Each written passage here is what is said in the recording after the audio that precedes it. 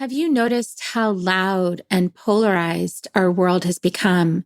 Almost like there's just nothing you can say that won't start a fight. Well, today we're going to be talking with Deborah Eden Tull about her new book, Luminous Darkness, and how it's time to turn toward rather than away from the darkness within, and to learn to perceive with our hearts beyond the unconscious bias and the hierarchical perception. Let the darkness unite us all.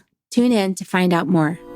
Soul Nectar Show, the Soul Nectar Show. You're invited, delighted to discover who you are. Anything is possible if you believe. So join us on this beautiful journey. Soul Nectar Show, Soul Nectar Show. Well, hello and welcome everybody to Soul Nectar Show, that show where we talk about all things essence, where we gather around the campfire and we share our stories of connection to that which is greater than us, to the big mystery beyond the veil, to those synchronistic moments that lead us inexorably towards a deeper understanding of ourselves and the world that we live in. I'm your host, Carrie Hummingbird, and you know I love these conversations week after week, and I love to invite guests on to illuminate different aspects of our world and ourselves and our subconscious and this experience that we're all muddling our way through. And this week, I feel super tender just in the presence of this beloved human we'll be talking with today. I feel a lot of tenderness in this space, especially with what I've been witnessing and experiencing in social media over the last week. Has been really touching and also provocative. And I've been watching myself as I go through learning how to express myself. And as I mentioned to our guest before the show, learning to express myself with love and compassion in a world that shouts. How can I be heard? How can I make an impact, an influence in a world that is so geared towards, the dial of the volume is on 10. And I'd like to speak from 4, and I'd like to be heard at 4 instead of having to join the cacophony at 10 in order to have my voice contributed to the conversation. And does my voice even need to be contributed to the conversation is the other aspect of that question. Because then I start to question, do I even need to show up? Is that even important? Do I just stay in the darkness, shining my light and sending prayers in the middle of the night? Is that my total purpose? And so we are going to have a beautiful conversation today. Today's guest is Deborah Eden Tull. She's the author of Luminous Darkness, this amazing book that I completely recommend that you go out instantly and get and start reading, because it's very, very touching, very beautiful, deep, rich conversation inside this book. And this wonderful person who wrote it is here with us. She's the founder of the nonprofit Mindful Living Revolution. She's a Zen meditation mindfulness teacher, author, spiritual activist, and she spent 7 years as a monastic in a silent Zen monastery. Imagine that, in silence. Wow. And so we've been really talking before we got started about what kind of conversation we're going to have today. I want you to hear her story of how she came to the awarenesses that she expresses in her book about compassionate awareness, non-duality, mindful inquiry, and that unwavering commitment to personal transformation. This conversation will weave the darkness and the light together. So don't be shy, everybody. Join us as we introduce to the conversation Eden, for short. Eden, thank you for being here with us. Thank you so much for welcoming me so warmly, Carrie, and thank you to the presence of everyone who is gathered with us energetically, who is listening to this, knowing that we're all here, weaving personal and collective transformation. So thank you for being here. Yeah, thank you so much. Your press agent probably reached out to me with your book, and a lot of times I say no to those things, but for some reason I said yes, and I got a copy of your magnificent book, and it just really has touched me. I've actually, as I mentioned to you, I've read the first half of it twice now, and I don't want to rush it. I want to take my time with it, which is something you actually recommend. But tell us a little bit about yourself for people who don't know about you. How did your journey unfold to get to the place where you wrote this book, just in a synopsis? Just kind of give us a brief view. And then let's dive in wherever you're feeling called to share. Sure. Okay. I Well, first offer that the book Luminous Darkness, the bulk of it was written during the pandemic, and it was an extraordinary way, an extraordinary synchronistic timing to have taken on this project, which really came to me as a calling, which any book I've written has come to me. It takes a lot to write a book, a lot of courage, a lot of willingness. So we don't take these projects on casually, but when we are called. And something about spending that time when the world was in so much uncertainty, unknown, flux, and change, which it still is today in different form, but where in a sense, a kind of darkness had descended, even simply through the metaphor of darkness as absolute uncertainty. And to recognize that I had been given the instruction, starting really a few years prior, to recognize that in my path throughout my life, darkness has been my greatest teacher. There's so much emphasis in modern spiritual circles to get to the light, to focus on the light, to hold, as is a very common and historical pattern in human consciousness, light as superior to dark, rather than to look much deeper, to sense and see clearly what darkness actually is, and to recognize the full spectrum of light and dark as our teachers, as our consciousness, as the wisdom bodies that we work with here. And so there were many things that inspired me to dive into that process. But one I would say was a mystical experience in which I simply, in the dark of night at about midnight while I was leading a retreat, and we enter deep states of consciousness, leading and practicing on retreat. We enter altered states of consciousness. This is not outside of the ordinary. The mystical is very deeply aligned with our ordinary everyday life when we are awake to a certain degree. And when we're awake to a quality of deep embodied listening that is very much the foundation of the book and of my work, that goes beyond just listening to the human world, to listening to the beyond the human world and to the invisible world.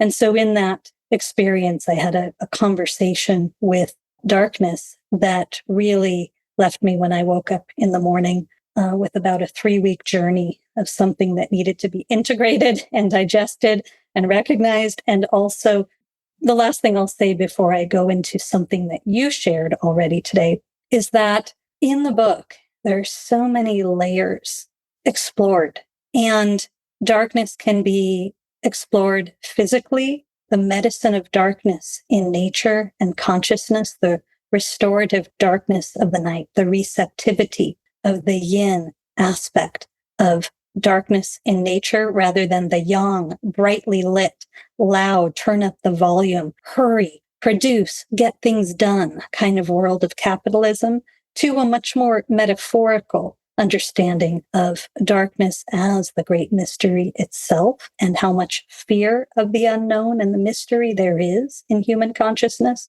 So how we kind of lean into binary perception as a safer place to dwell. But the last thing I want to say about that is also the level of recognizing how many spiritual traditions throughout history across the globe have especially animistic traditions, which do not hold human communication and consciousness as superior to other forms of life, have recognized the consciousness itself that darkness carries as an extraordinary guide and teacher. And so what happens when we allow ourselves to drop, first to investigate, and then to say, how silly is this? How much harm is this duality between light and dark, which holds light as superior, creating so much harm?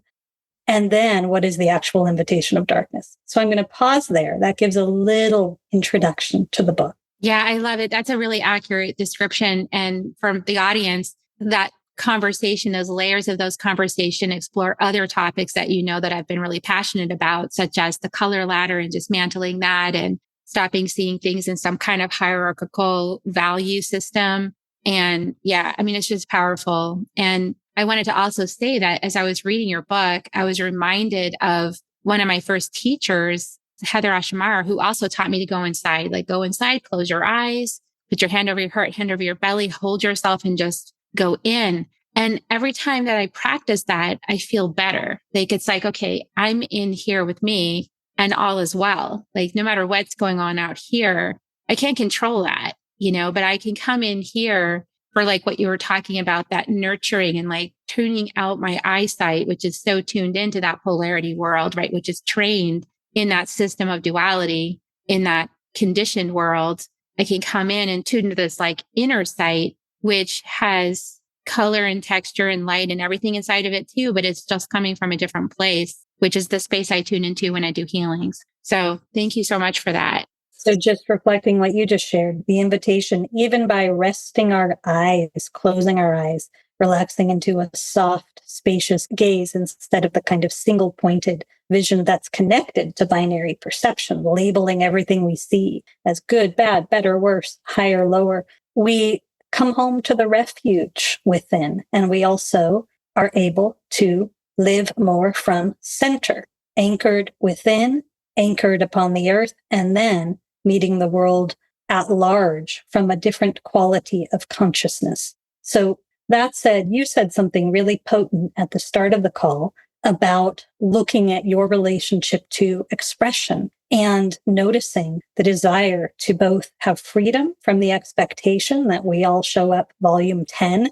in a world where there's kind of an obsession with loud expression and the yang rather than the yin. And our voice is we're always supposed to have an opinion on things or that kind of thing. How do you maybe have the freedom to turn it down to a 4 or to find your own authentic voice? And just today, every Tuesday, my Sangha meets online, the Fierce Compassion Sangha, and we were having a similar exploration of how we can, through presence, through meditation, which I consider as a way of life, not just something we do on the cushion, dropping into a quality of deep embodied listening, again, as the way we do everything, but it starts with receptivity. It starts with us protecting this field of deep listening with in and out, without which we get disconnected to both our own inner voice, our truth, our subtle body, and also disconnected to the entire realm of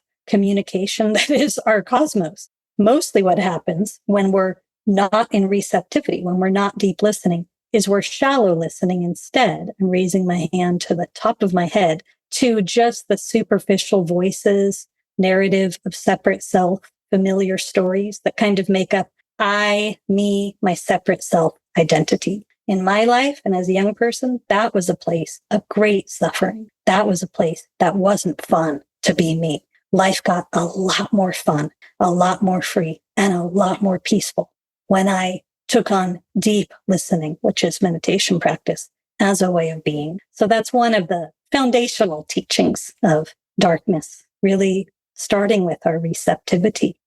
I feel like that's what a lot of the masters of the past turn to, is that inner space, and who spend years and years, at the top of the mountain in inner contemplation or inner reflection in that darkness. But we're not really called to be totally there, right? We're called to be in motion. And so it's like Bruce Lee says that it's not really martial arts until you can be stillness in motion. So both and I feel like we're learning how to do that now. But I still want to retreat to the mountain. Like there's times when it gets like this that I want to disengage and leave. But that's not powerful either. Well, but here's what is powerful is remembering and knowing yourself as the mountain and knowing that there is a way when we need to, when we recognize I'm getting too bold outside of myself into the external. And I mean self in capital S there, not separate self, but interconnected self. I'm getting depleted by how much I'm being of service. I'm whatever it is, getting distracted. There is a way that we need to recognize when it's time to drop more into the yin, the restorative. In every single breath, there is a complete rest available to us. It's called the exhalation.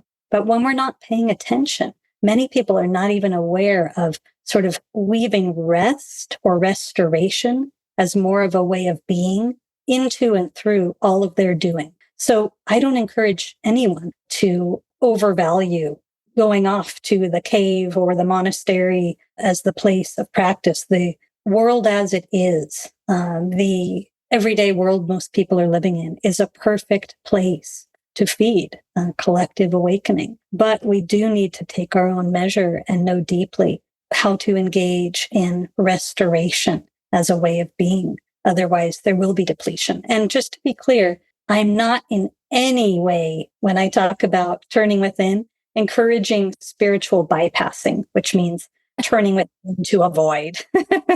Good luck. You can try it, but it's not going to actually feel satisfying or healing.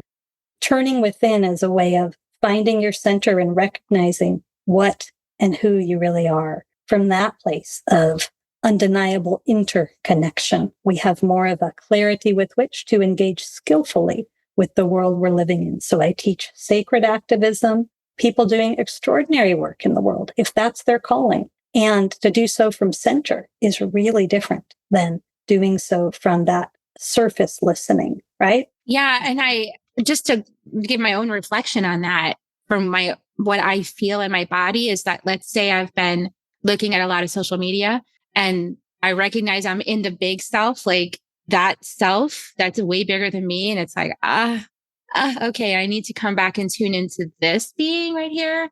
And when I go inside, it feels like the whole world is like spinning around. Like there's just so much moving and so much stirred up and so much thoughts that want to come through and feelings. And then, it's just so much content that I need to just be still and let it integrate, settle, work itself out. I use tobacco, so I'll be like tobacco myself and go, okay, I just need to be still now because I don't know how to process all of that I just took in to my body and to my mind and my beingness, and it's a lot. I couldn't even respond if I wanted to because it's so much. I think the statistic is that someone today takes in as much information in one day as a whole year of life for someone living in the United States in 1800. Like it's a ton of information. And so, yes, resting in the pause, that's an expression of what I call endarkenment, integrating, metabolizing our experience, living a more restorative existence so that we can be of service and of conscious response, a relational presence, a responsive presence in the world. And I would offer that what you were describing is sometimes coming home to yourself, and it's so much moving and shifting and stimulating. It's helpful for me to remember that there's all that is arising and passing, all of the happenings and our emotions and sensations in our body and all of it. And then there's a larger field, the medium through which it is all arising and passing. That is awareness itself or consciousness. That is also metaphorically darkness. All of light arises from darkness, and every idea, every vision, all creativity, everything that comes through us arises, the unknown, the darkness. So to have a committed, sort of more intentional relationship to that balance of light and dark in our life is a gift to ourselves and to our world. It really is. It's also an honoring of nature, an honoring of the Tao, an honoring of life. Yeah. Yeah. And it does feel like there's this way that becoming conscious of the collective themes and then digesting it, integrating it in our own being is also supporting a shift in consciousness, even if there wasn't maybe a specific voice given to it or a message put out there, that there is a way that it is transformative to be in witness of it and process it in the individual body, feels like. And then how to reconcile that with the part of us that wants to be active, right? That feels like a need to take an action, not to sit back and be the silent majority, but to actually put our voices forth to create a new conversation and a new dialogue and a new kind of understanding, right? In the collective that would actually affect us physically, in our lives, living in a house in the United States. Yes. So I hear you talking first about the powerful motion of turning towards rather than away, turning towards. And when we turn towards and bear witness to what is happening in our world, give ourselves space and time to truly be compassionate witnesses, that is powerful in itself. That is valuable in itself. And that actually, if we don't, harm is caused because there will be unconscious awareness of all that is going on, but it won't be metabolized in us. Then I believe only once we turn towards and have really bared witness, then we can ask ourselves, is there a compassionate response? Is there a skillful response that wants to authentically come through me? Is there a communication that needs to happen? Is there a way I need to use my voice? Is there a way I'm called to take a risk on behalf of the greater good? Whatever it is. But that, again, that response, if it's going to be skillful, it comes from a receptivity, a turning towards and being with first. Does that mirror your own experience? Yes, absolutely. And it begs another question, which is, we are often have heard the message that in order to be effective, we've got to listen to where others are coming from, right? So we've got to understand the whole context of the conversation and then meet people where they're at. So if they're at 10 or 11 in volume, like how do you meet somebody where they're at? Because if you're not really feeling called to be that, then are you even making a difference?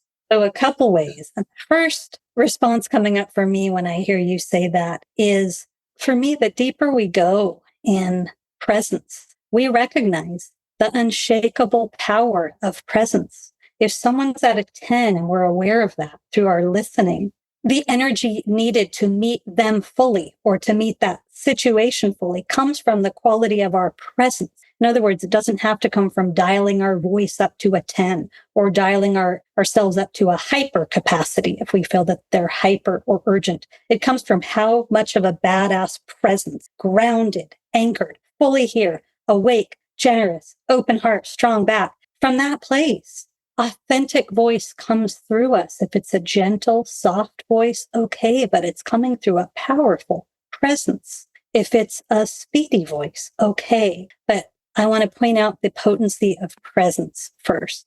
And then I'll share that part of the reason that I teach spiritual activism or embodied change making is another term we sometimes use because there are so many people, good intentions to get out there and do something, but that have quickly been led to burnout or cause more harm in their intentions because they weren't present and centered or whatever it is. I come from a family, a very long line of activist and artist, and I have witnessed firsthand for a long time what can happen with burnout, what can happen with reactivity and finger pointing. I think I used to be a reactive finger pointing activist myself. I've done my share of that, yes. Before I asked, is this really of the depth of service that my heart is here for? Is this really impacting the change I want to see and be part of here that really ignites me? And so there is another way, and it comes from valuing not just what we do, but how we do what we do. And before we pause there, I'll just share a fundamental, foundational, but I think revolutionary teaching from Zen is how we do anything is how we do everything. And also it's not what we do, it's how we do it. So learning that merge of bringing much more awareness to the ripple effect with everything we do, with all of our thoughts and actions, they ripple out. When we are aware of interdependence as the domain of existence, we recognize this and it actually becomes empowering. It also holds us accountable.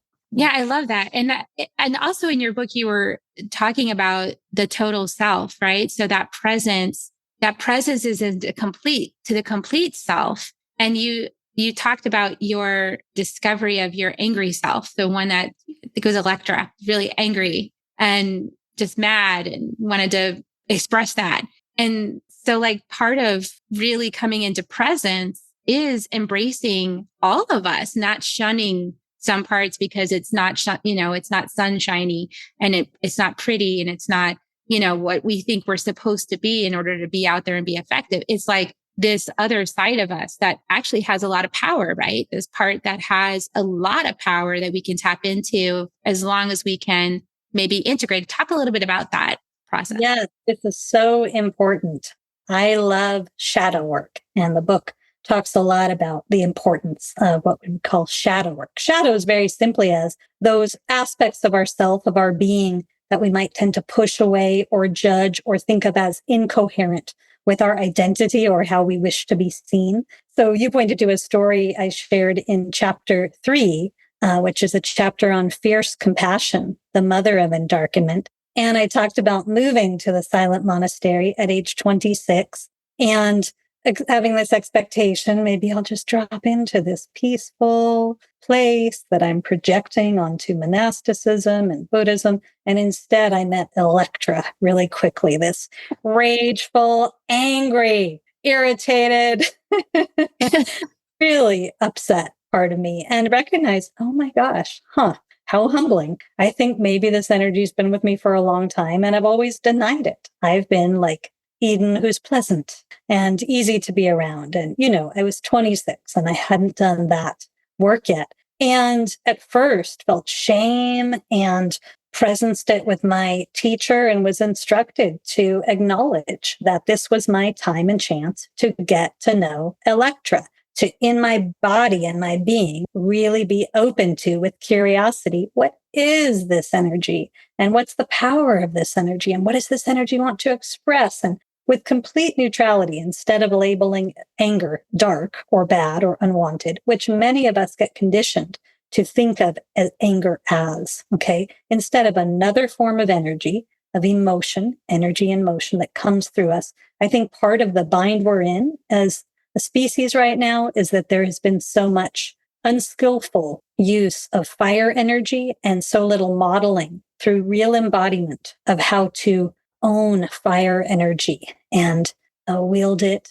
use it in healthy, loving ways. So the more that I embraced Electra, the more I became a truly passionate person, a truly courageous person, someone who is really willing to take risks that I hadn't been willing to take before. I became so much more joyfully alive by embracing that which I had pushed away. And that helped to carve the path for every other shadow that I then needed to meet. How about let's lean into jealousy and envy.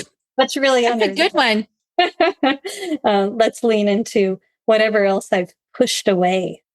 I share with humor sort of a story of how growing up with a mom who's an extraordinary activist, but also I laugh is like the loudest woman in the world, like a really volume 10 voice. And I was more of a sort of yin, gentle, for a period of time because I saw how others reacted in such a judgmental binary mind culture to loudness and to an unreasonable woman, right? I learned to be more quiet, and I even moved to a silent monastery. And there was a period of time that I had to go through a journey of recognizing by cutting that part of me off. I had cut off one half of my existence, and actually the potency or freedom of being able to respond to the moment. When is silence the response? When is volume 10 voice the response? When is volume 3 the response? But freedom is to be able to let the instrument of one's body and being express fully in response to life, right? Yeah, to answer my question, I had a similar story told to me by my mentor I mentioned about that. And I just hadn't really fully integrated that yet. It's like I have a mother who's super feisty and is volume 10 because she's got a lot of opinions and she'll express all of them.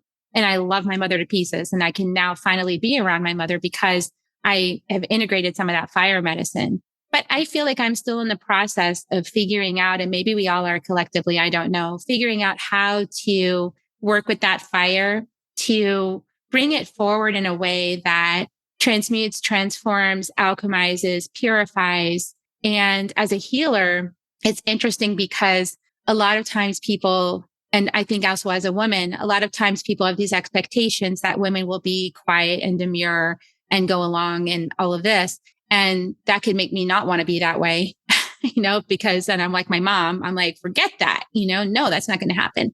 But there's like, as a healer, there's this idea, and I had somebody call it out on social media who's worked with me before. And she's like, you're a healer. You're not supposed to trigger people. And I was like, healers trigger people like literally all the time. It's not my intention to trigger people, but it's like the energy of being a healer and the awareness that we have that is going to cause awareness. And sometimes people call that being triggered, is when they become aware of something, that they don't like about themselves. Oh, yeah, this is so. And I would offer that part of that freedom I was talking about is about full spectrum leadership, inviting our whole selves into our leadership. This is something to guide others in as well.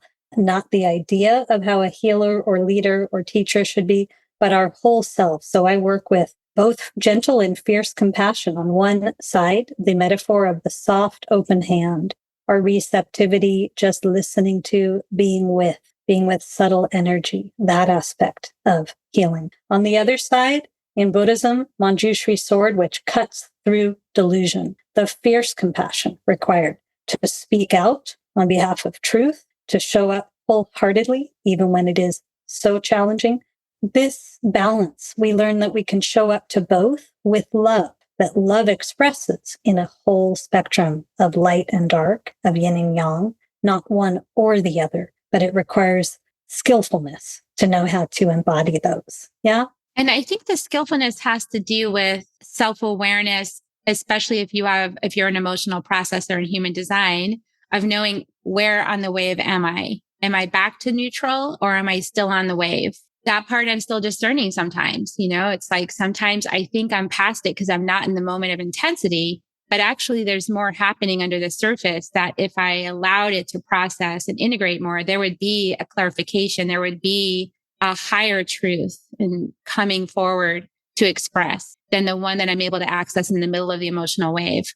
Yes. Yeah. I appreciate what you just shared. And also just appreciate the transparency with which we can say, I'm in the learning process of something, and I totally embrace and meet with compassion that learning process. And it's exhausting, some expectation that we're all supposed to be masters, or that we need to judge ourselves until we've failed, until we've sort of met this pinnacle of perfection with something that we're learning.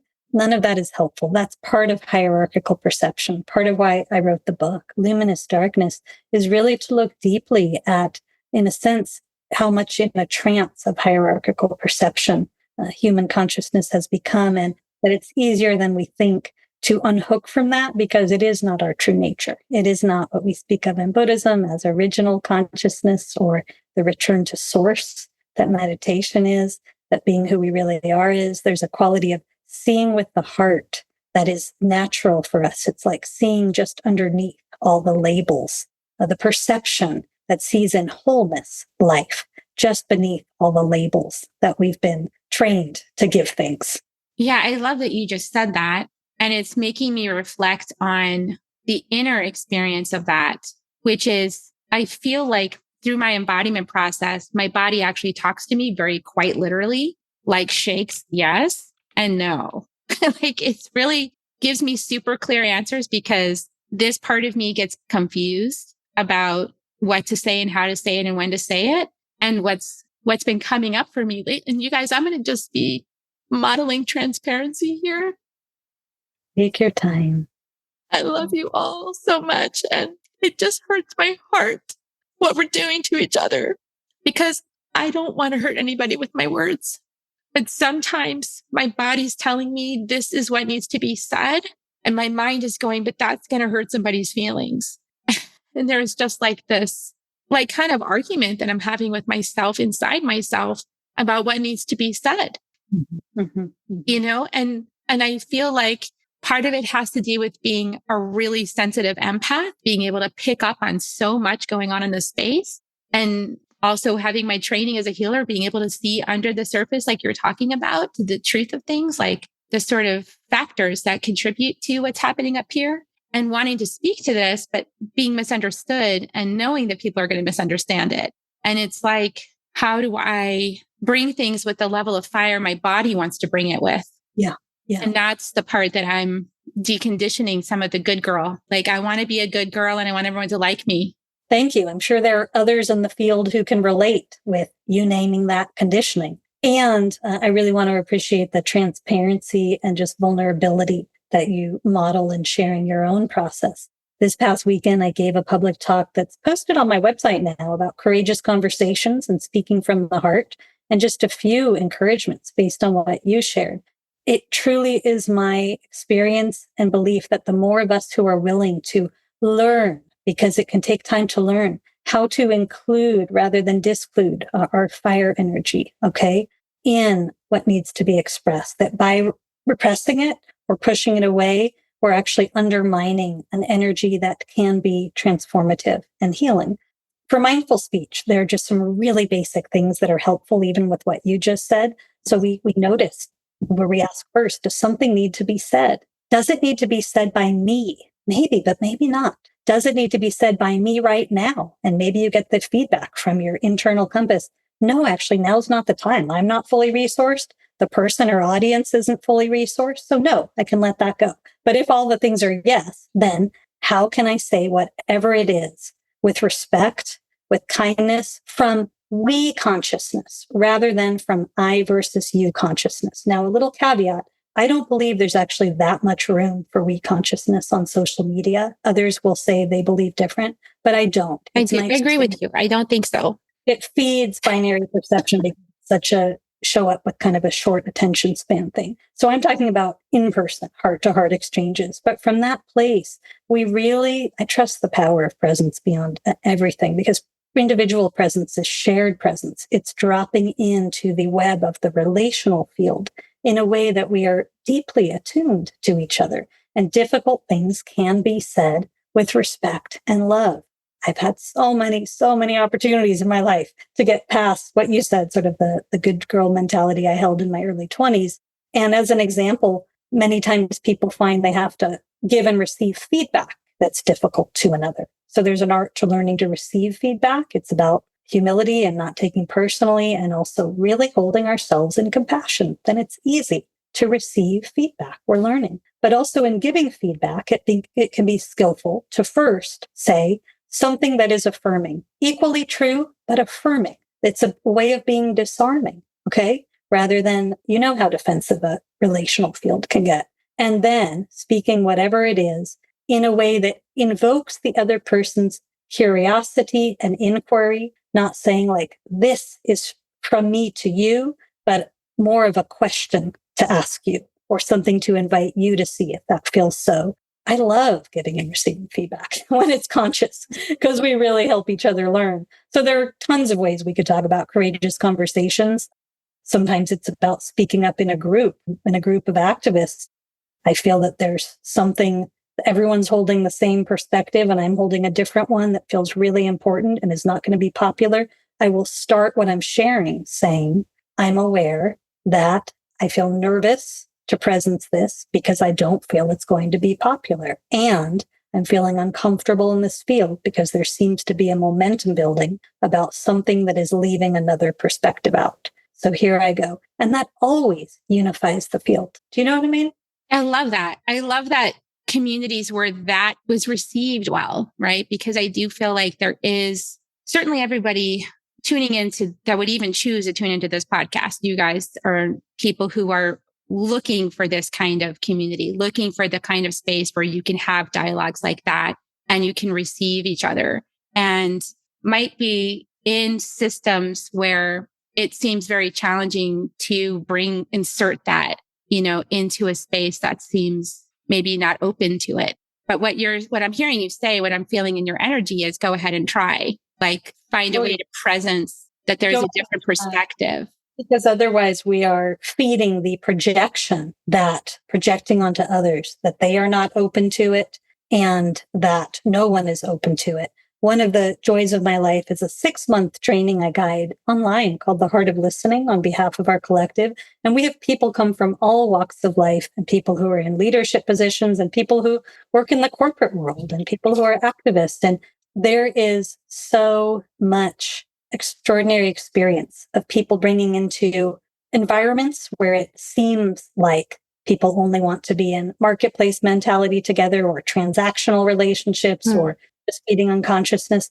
Everyone deep inside is starving, not hungry, folks, starving for deeper connection, starving for authenticity, starving for the invitation for us to set down the manuals that say, there just has to be a tear of fabric in the field of human relationship. Let's put it down and be ourselves. And so when we offer that invitation to people, there's so many ways we can do it through listening as a committed embodiment.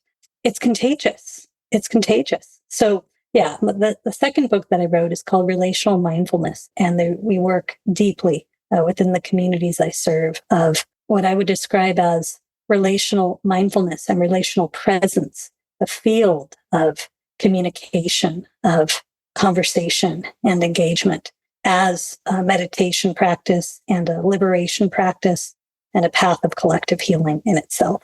Yeah. Oh, that's beautiful. Yeah, that's gorgeous. I feel like that goes deep enough to explain what you were talking about. We're either on this side with the gentleness, this side with the fierceness. It's the energy. What you're bringing all of that with is the energy of love and inclusiveness and compassion and understanding.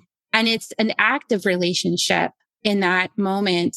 To frame it that way and to come from that energetic is the act of including everyone and not sort of doing the opposite experience, which many of us have had, right? Of like, oh, I'm just going to not talk to you, because that's not really an option anymore. I don't feel we have that option anymore. I feel we must talk to each other. We must bridge these gaps. We must create safety so that some of this fear can relax and we can see each other clearly.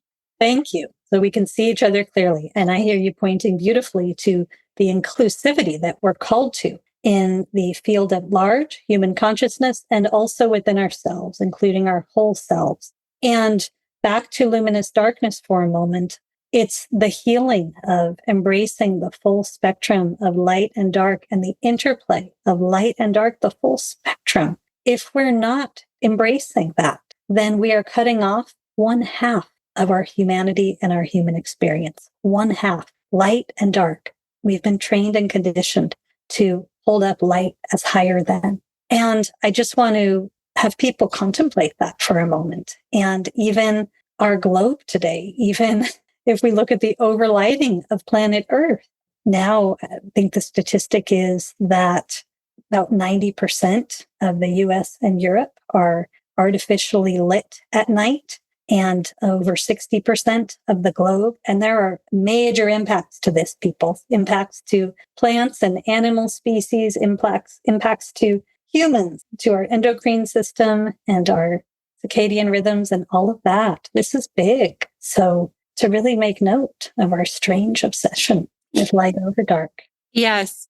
And embracing the totality of ourselves, being okay with everything that arises. And I hope I modeled some of that today, just being transparent, being vulnerable. It's okay to be who you are in the moment, in the conversation. I love you guys. I want to just invite you to check out Eden's book, beautiful Luminous Darkness, an engaged Buddhist approach to embracing the unknown. You will not regret getting this book. You will be very delighted that you said yes to that invitation. And more links are down below in the show notes. Is there any last thing you want to give people before we head out? I want to thank everyone for being here and thank your generous and transparent presence. And also let people know that there are all kinds of ways to drop into deeper experiences of this. So there are retreats offered on my website about luminous darkness or other topics in person, online. I'm here as a resource. So if you want to go deeper, simply reach out. Beautiful. Okay, well, we always end every show with kisses. And so if you want to join me, you can send energetic kisses or whatever you want to do. I'm just going to send kisses to everybody. We love you so much. Thank you for staying tuned and being with us, being part of our community. We love you. See you next time on Soul Nectar Show. Bye for now, everyone. If you found even one gold nugget in this episode of Soul Nectar Show, will you do us a favor? Will you subscribe, like, and share this episode? Maybe even write a comment and let us know what you thought about it. We really, really want to engage with you at a much deeper level. Let's be part of community together. Have a great week, everyone. Bye for now. To dive in deeper to nourishing conversation, visit soulnectar.show. Soul Nectar Show. Awaken or Nectar Show. Take a sip from the drip of nectar from the source of who you are.